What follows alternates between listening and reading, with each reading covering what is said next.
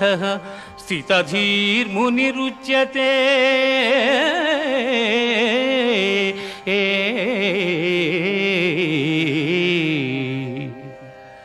దుఃఖములు కలిగినప్పుడు దిగులు చెందని వాడును, సుఖములు కలిగినప్పుడు స్పృహ లేనివాడును, రాగము భయము క్రోధము పోయినవాడును స్థితప్రజ్ఞుడని చెప్పబడును.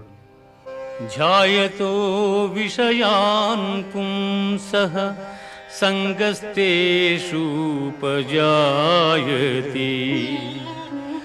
సంగాత్ సంజాయతే కామః కామాత్ క్రోధోభిజాయతే